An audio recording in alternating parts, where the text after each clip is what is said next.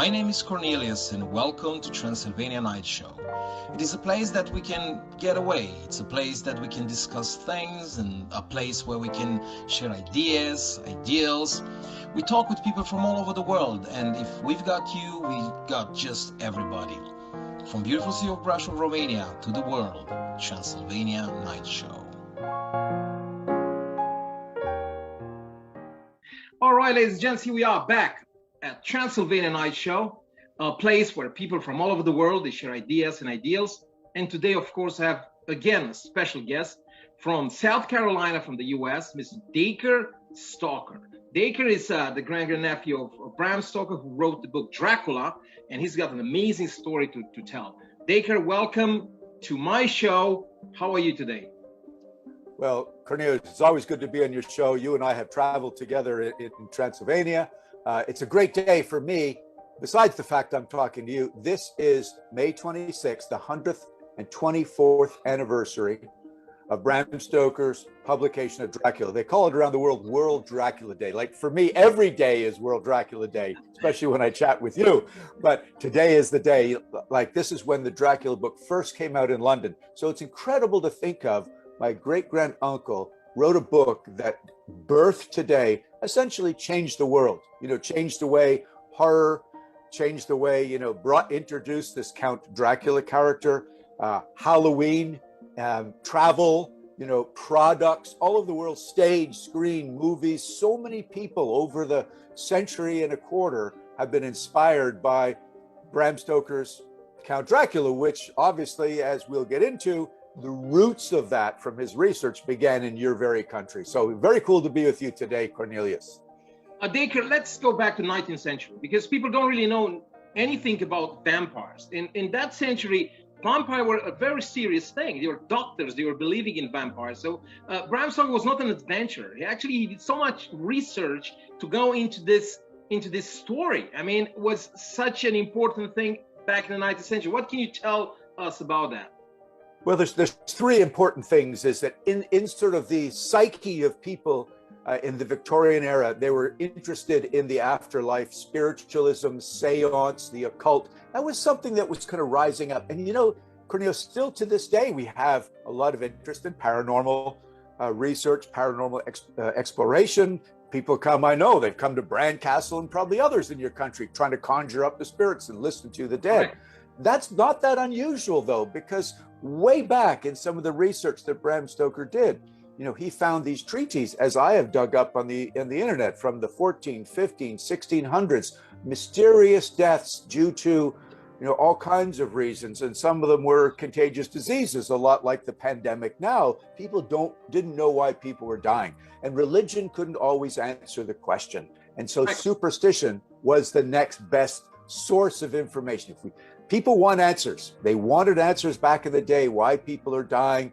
And what they were thinking of is the spirits of the dead were not at rest, and they were coming out, taking the life out of the others. Now, that may sound crazy, but as you just said, you're absolutely right. Military doctors in the 1500s, 1600s, 1700s were being sent out to look for these reasons, what was causing hysteria. Bram Stoker actually read books in the London Library by a Dr. Herbert Mayo, which was, not 1500s. This was an 1885, I think, book that he had in the library that actually talked about vampirism and the possibilities of it being true. People actually taking blood from the living. Were they actually dead apparitions? What were they? Who knows? But there was enough interest to investigate that. There was interest to investigate sleepwalking and trances, somnambulism, because Cornelius, back in those days, people thought that somebody who had nightmares or was sleepwalking was taken over by some alien or evil spirit, maybe the spirit of the dead coming back, taking over the body. So there was a lot of this interest, and Bram Stoker, some of this obviously came from his imagination. He was Irish with a lot of their own superstitions. That would have connected when he started studying in the London Library for his research for Dracula, but it all sort of came together, what I call in a perfect storm. And what's interesting is parts of your country have a lot of this. And Bram Stoker capitalized on that by reading this book by Scottish author, 𝗦𝗵cie𝗄𝗆, who was married to a cavalry officer in the Austrian-Hungarian cavalry in their army based in Sibiu. And she had an interest in superstition. Obviously, so did the Scottish. So when she moved over, it was normal for her to be fascinated by this superstition. And she wrote this essay called Transylvanian Superstitions that was in a book, Land Beyond the Forest, which, as you know, is a translation for Transylvania. Bram connected with this book. He took notes from it, and he learned things like the Nosferatu. She learned the very complex mourning ritual that people need to go through in Transylvania. Obviously, this is the same in other parts of the world as well, for what you do to make sure the dead have a good afterlife. These sort of superstitions about putting pennies over their eyes, covering the mirrors, all these things. So he came across these superstitions from parts of your country, and he connected this to where he wanted to base his story. And that was really the beginning of Bram, focusing on writing of Dracula. Because first, Bram Stoker located the story in Austria, in Styria. But after that, he changed to Transylvania. In those times, back in the 19th century, Europe was actually finishing at Budapest. And from that place on, nobody knew too much about it. And what's interesting about the research of Bram Stoker is that he did 7 years of research to write the book. Yeah. So yeah. That's incredible. No, you're absolutely right. The vampire novel by 𝗬𝗓𝗄𝗆, who was an Irish writer called 𝗗𝗵𝗿𝗵𝗁, was also set in Styria. And many scholars believe that this influenced Bram. And I can kind of see, as I get into his head, why that would have. And he actually wrote in his notes, he's got 124 pages of notes living in the Rosenbach Museum. And you can actually see Styria, he was basing it here, because I believe he wanted to make his story seem realistic. He said it in 1893. And as you said, he took 7 years between 1890 and 1897 when it was published. So he wanted to make it feel, in real time. Well, so he took this story from Styria and he goes, okay, I'm going to modernize that.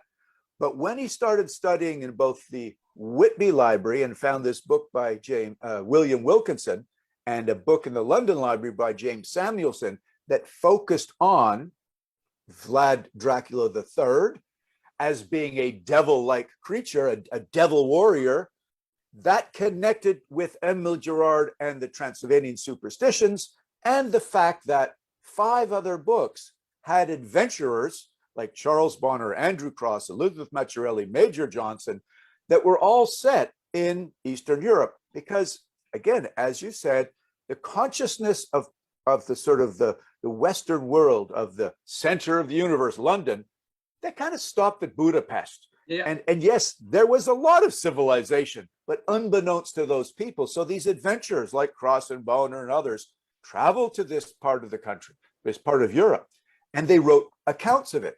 They wrote about the geography, the history, the culture, the Baedeker Guide actually wrote all about the train schedules. This was the material Bram Stoker needed to make his story seem totally realistic. Now, of course, he never went to your country. I've been lucky to be there at least 10 times now, and some of them with you.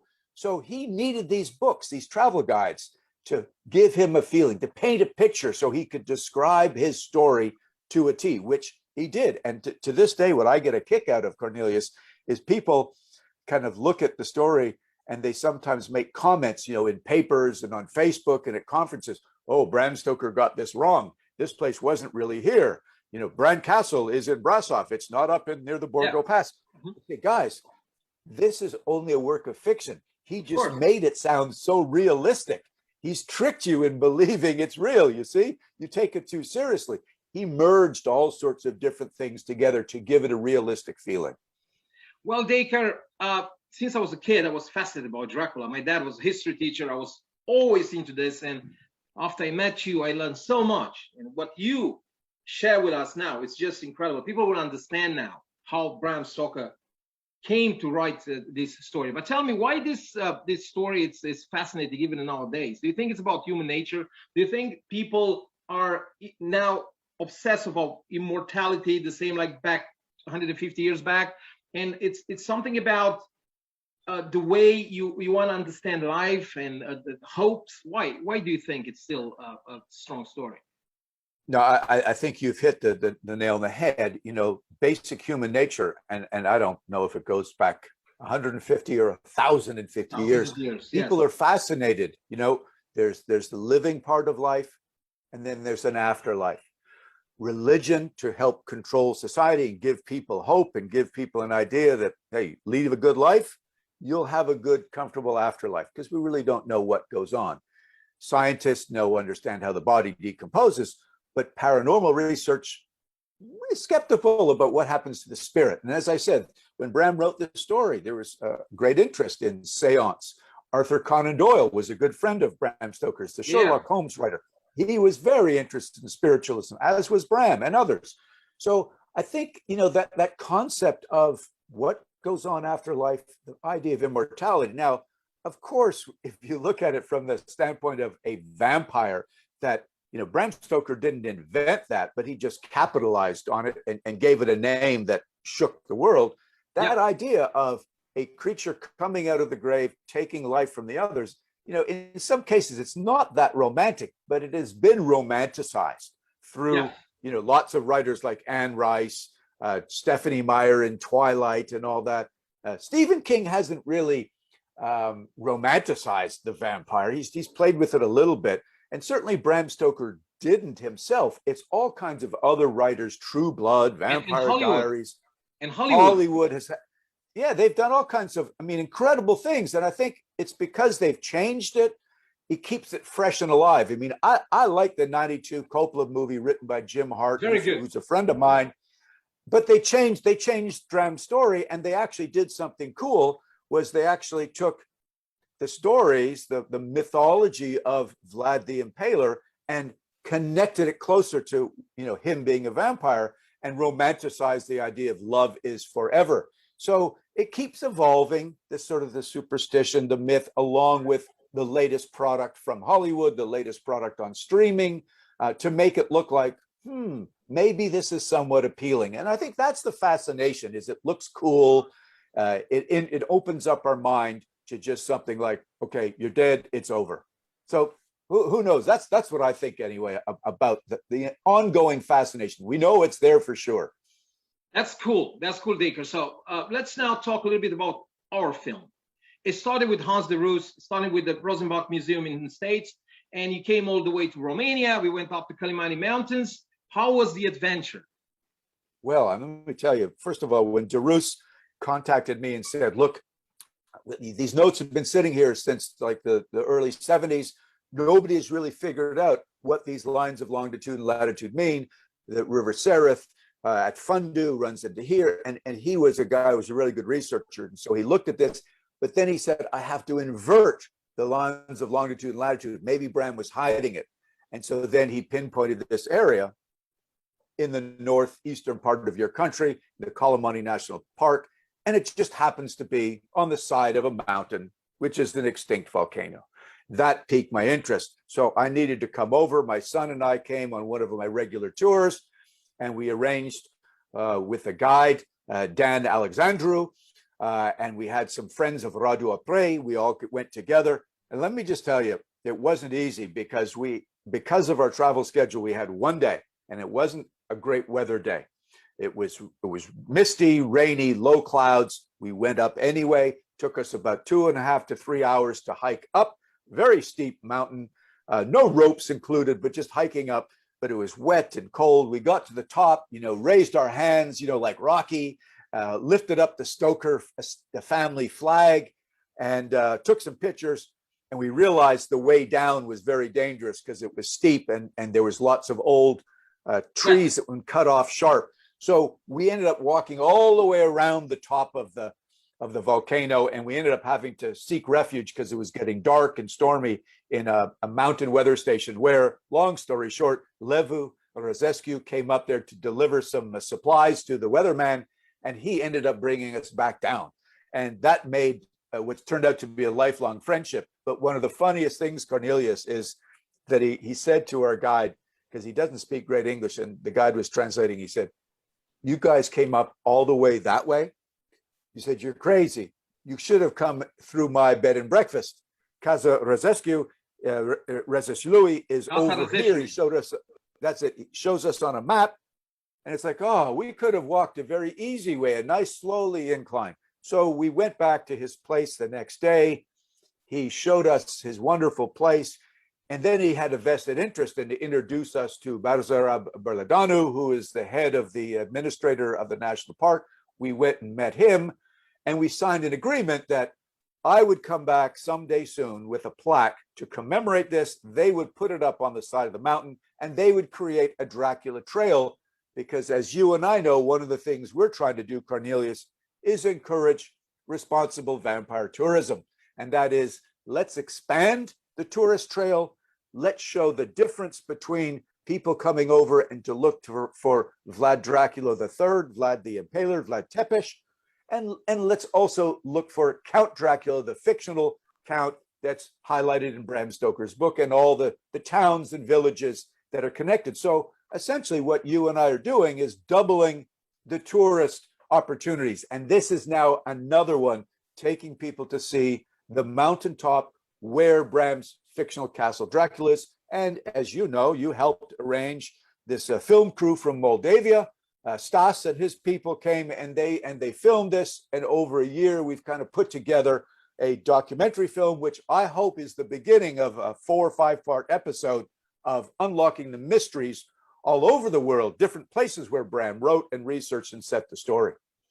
From Ireland all the way to England, to Scotland, to Transylvania, Romania. Yes, it was quite an amazing adventure. I mean, we had the best people. We had Liviu Răzăișu from Casa Răzăișului, from the motel. We had you. We had Radu Oprea from Galați, Cezara Mariei, Stas Ciorescu with his team, myself. It was a good time of filming up in the Ķeļiman Mountains, and I was surprised. They have a legend over there of a count with a castle up in the top as well. I mean, local legend, yes.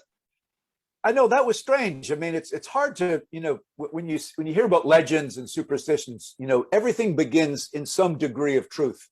Who knows? But look, who am I going to argue with guys that have lived there for generations and know about the legends? I'll tell you one legend we also discovered, and I'd like to hear what you have to say about that. And it wasn't something I was initially looking for. We kind of stumbled on this big sulfur mine that happened to be a part of the caldera. It's right there. Obviously, it is exposed as the volcano blew out 1 million years ago. There was that active sulfur mine now closed down. But reading Dracula, Bram Stoker made note of, and so did Emily Gerard, the blue flame, this legend of the blue flame that leads to buried treasure. And so when we were being taken down from the mountain by Leviu, we stopped at the mine, and this guy got out and took a little axe, boom, boom, boom, a rock, took his lighter and turned this rock, which has had sulfur, on fire right there, and it was blue flame. And I'm thinking, guys, this has to be it. What do you think? Could this have been the origin, the truth behind the legend that the blue flame leads to buried treasure? And you tell me what you think the treasure is, because I'm still trying to figure out what that treasure is that the Count was interested in and why he included that in his story. Is it the sulfur or is it something else? Yes, probably, yeah, because gold is linked with sulfur in a lot of stories. What I want to say is that I'm amazed how accurate Bram Stoker described not just the place, the traditions as well. It's not just the sulfur mine, are the caves, yes, it's the volcano, it's the haystacks, the food. I mean, it's fascinating how accurate he was and stuff. But yes, probably the sulfur is always linked with gold. So where is the sulfur? The people are saying there's a gold inside as well. Plus, it's a volcano mountain, yes, and the volcano is linked with bad spirits and stuff. And always there is it's a kind of a old volcano. They have some precious metals as well. That's what I think. Well, that's getting back to London Library and bringing this full circle. That's what these other books in the London Library were pointing at. And in this library, the guy that made this discovery that these 26 books actually have little markings in the margin that Bram Stoker wrote, he actually put a little check mark next to one of the sentences that said volcanoes are the home of subterranean gods, evil gods. and other ones talking about the devil's playground, the sulfurous gases. Obviously, we know that underground water's coming up, bad spirits, bad smell, sulfur gases, volcano, the portal to hell. And that's what the link was, because when Bram, in these two books by Wilkinson and Samuelson, that connected, for whatever knowledge they had about Vlad Dracula, who was actually a hero for his 7.5 years of fighting against all the odds, holding off the mighty Ottoman Empire from attacking Christian Europe. And here was this guy in this little country, mountain passes, and able to hold them off. And he died battling them, but he was known as a devil because he had to do all kinds of sort of horrible tactics to scare off the Ottomans, to even scare off some of his own people, so they became allegiant to him, impalement and so on. So I think what Bram did was he was looking for some realistic historical person that had the reputation of a devil, connected that to these Transylvanian volcanic mountains, that the home of the devil, the blue flame and the folklore leading to the gold, because as we know in Dracula, the Count has a collection of gold. That's how he finances his life. So it all sort of came together when Bram took reality, geography, culture, history, and of course, superstition. Bingo, he's got his devil's playground. That's why we have the Borgo Pass. We have Harker coming across the country, Oṛeđa, Klausenberg, Cluj, Bistritz, Carriage Drive up into the mountains, Borgo Pass. And you were there with me when we were actually analyzing these maps for our documentary. I remember it so well, Cornelius. You had that ruler, straight edge. How did it feel for you? Because this is your own country, and you helped make this sort of discovery from the Derus lines of longitude and latitude on a map from one of Bram's books to help 𝗏𝗏 and the boys drive us up to the mountain to put the plaque. What was that like for you to help make that discovery too? That was amazing, because I always want to be part of this. I always want to be into film. That's why I'm a film producer. I was always into the legends. I was always into Dracula. As I said, my dad was a history teacher. And when I was up there with you at the cabin in the constellation, we stayed there, we'd all see the maps, and we all communicate to each other, and we looked over there, we saw the latitude, the longitude, we looked exactly where, 𝗏𝗏 River, we saw the Mount 𝗏𝗏 and stuff. It was just a dream come true. I felt like Indiana Jones, It was more than that. So we had this cool American, coming all the way to Transylvania, to the Romanian mountains. And, just being part of this was like a dream come true. As I said, it was an adventure. I was always into adventures. Well, what do you think about, let's talk about, the future, because the plaque is up there now. Yeah, I was going to ask you. We're hoping to have, people come from the different areas, because you and I came in, with the trail and this 4x4 club, which is a special arrangement. It's an ecologically delicate, sensitive area, and the park administration doesn't allow normal situations vehicles for good reason. But there's many different ways to come to see this. How are we working this day to have a trail built? Where can tourists come and now see this? What do you know about this? Because this is your life. This is what you do. Well, I always combine tourism with film. But I was so happy when I heard your concept, responsible vampire tourism, because Romanians have to take advantage the good way more of this myth and of Dracula. And I was surprised about your concept, and it's a very good thing, because we can bring so many tourists from all over the world. And Kalimani Mountains is settled on 4 different counties: Suceava, Harghita, Mureș, and Bisița. And all those 4 counties, they can use this legend, and the plaque we put up there, use your story, your brand in a good way, and the whole story to do special trails all the way up to the Kalimani Mountains with the plaque that we settle over there. What I want to say is that starting with 𝗏𝗏, the place we went to 𝗏𝗏, and all those counties, the people are so open to do trails all the way up from the bottom of Kalimani Mountains, all from the motels all the way up to the plaque. And it's not that far. I mean, if you go by foot from any directions, about 3.5 hours, 4 hours on the foot up there, because it's a national park. You can't really go with cars. horses maybe, but you don't really need that. You can walk from any motel at the bottom of 𝗗𝗶𝗵𝗵 up to the plot and back in the same day. And do you think people need local guides to help them, or are they marked trails along the way? Is it pretty safe? What is your read on the? I spoke with people over there, and the people they like so much the thing they're going to do some trails all the way up. They want to do that. Yeah. So first, yes, there were going to be local guides take the people all the way up, and after that, you can go by yourself. Yes, but there will be local guides taking the people. So if you have some Americans, some Canadians, Australians, or Germans, or English, whatever, they're going to come to different motels around all those 4 counties, and they're going to go with the guide all the way up. You know, it's that makes me feel good, because by hiring local people, you know, it's like eating local food. You're supporting the local economy.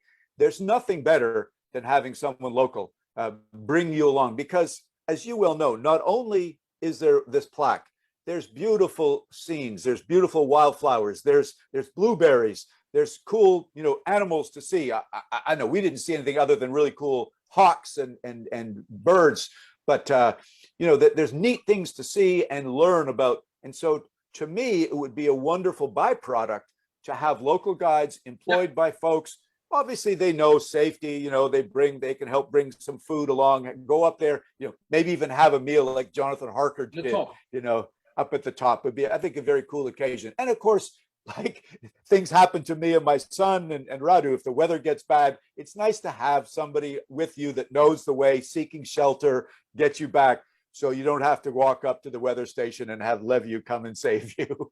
Well, I spoke with the president of the national park, 𝗬𝗏𝗵𝗿, and he's so cool. I mean, it's easy to get access. The only thing is, you know, the motels, they just have to call him, and to have like an agreement, I just have to know how many people go there and when, and that's it. It's not a big deal. We went together to the information center of there's national park, and over there you can find anything. You can find maps, you can find brochures and stuff, and it's not far away from 𝗗𝗶𝗴𝗵𝗁 in County, so it's right there. But this thing is not just for all 4 counties, it's for Romania as well, and it's for the world, because it's a new story and it's an amazing story. So people will definitely want to come to 𝗗𝗏 and to see where Bram Stoker located the fictional castle of Dracula.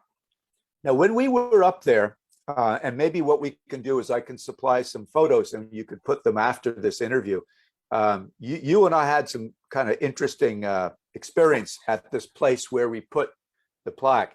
And it was like we were trying to say, like, there's this massive kind of pile of rocks, and they all looked like they had, you know, maybe a little bit square, more than just a natural occurrence. We don't know if man, at some point, somebody was up there kind of using these rocks as some sort of a shelter, could have been a foundation for this castle, this myth that exists about some old count up there.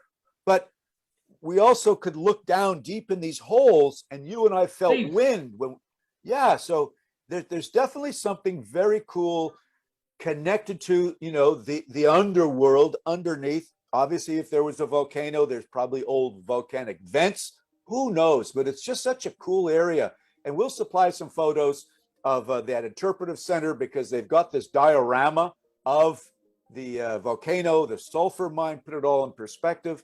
They've got lots of information about the animals, the plants, and we'll show some pictures of what it actually looks like. So if you're heading up there, you'll know what to look for. And as you said, 𝗬𝗏 was going to put a sign with big arrow pointing this direction. So I'm just so pleased that, you know, I'm able to continue Bram Stoker's legacy. Today, it's 124 years old, and I'm able to contribute to that and continue people exploring the world for the clues, the mysteries of what went into writing of this incredible novel. Well, this tour is fascinating because it's got everything. It's got legends, it's got history, it's got natural sites, it's got local people, local food, everything. And it's surprising, Bram Stoker, even if it's a fictional story, it's a fictional location, how accurate, I say again, was Bram Stoker. I mean, we saw it on our eyes. We saw the volcano hole, we saw the sulfur mine, we saw those caverns, we saw the piles of rocks that looked like it was a citadel there, that was a destroyed, like a basement of a citadel. but nobody knows. Plus, there is a legend. I mean, the local guides, remember, they were saying that they had a legend with a count and a castle up there. So it's all an amazing story. Well, let me end with this, Cornelius. The relevancy of what you just said is even more important, because one of the pieces of research that I did in writing Dracula with J.D. Barker was finding the original typescript of Dracula. Somehow, in Bram's imagination and this research that he did, he chose to have a volcanic eruption at the end of the Dracula story. And as we know it in all languages, maybe with the exception of Iceland, because they've got a different version, and Sweden, that's another story. But from everybody else, we realized that Bram Stoker's finished product that was published 124 years today had Quincy Morris stabbing Count Dracula with a Bowie knife and Harker slitting his throat, and the Count crumbled into dust. But unbeknownst to the world, Bram planned to have a volcanic eruption right after that scene, and a large volcanic eruption, but it was edited out of the story. So for whatever reason, either Bram or his editor took that out. But also, as I looked through other parts of the typescript, it mentioned this fascination with electrobiology, earthquakes, volcanoes, sulfurous gases.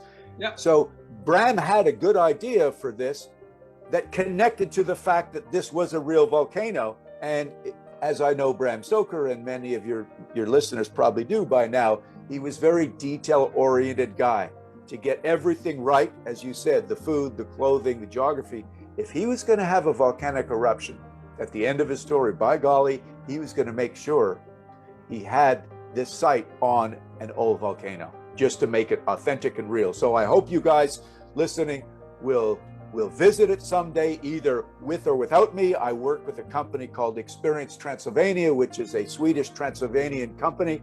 One of the partners is in Sweden. She's a Transylvanian married to a Swede, and her sister's in Sibiu. We lead tours there. If you want more information about that, go see Experience Transylvania, experience/transylvania.com. Visit BramStokerEstate.com. Visit DacreStoker.com. All these different places where we talk about my further research, my travels to come and see you, Cornelius, and your lovely country. Dacre, it's always a pleasure to talk to you. I mean, you always take me on this kind of a magic land where everything is possible.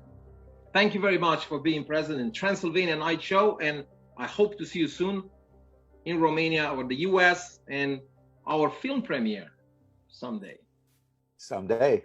Fingers crossed. Okay. Bye-bye. Thank you.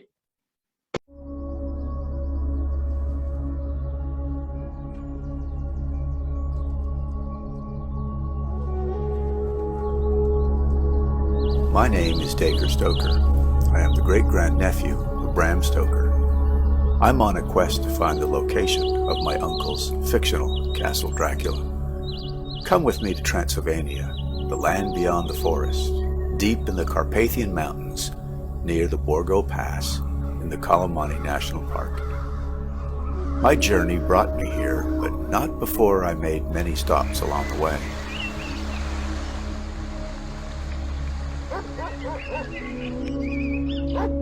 I've analyzed the Dracula typescript owned by Paul Allen's estate in Seattle, Washington. I have searched through the Stoker archives at Trinity College and seen the same books that Bram read at Marsh's Library in Dublin, Ireland. I've visited 𝗏𝗏𝗵𝗁, Scotland, where Bram wrote most of Dracula, and I've strolled through Whitby, the seaside town in the UK that so inspired Bram that he set chapters 6, 7, and 8 there. I've been to the London Library and combed through the books Bram used for his Dracula research, where information from these books introduced the connection between volcanoes, vampirism, and the devil.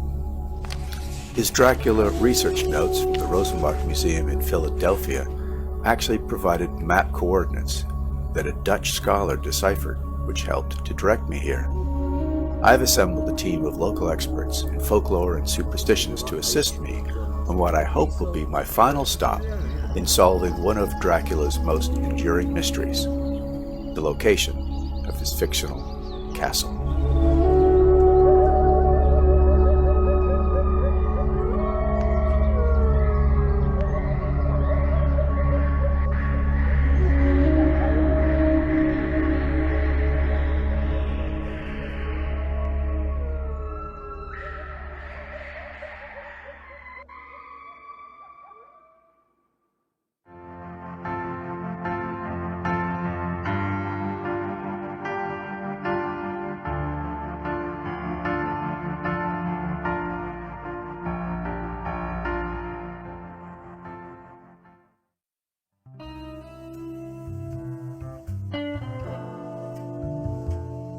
you.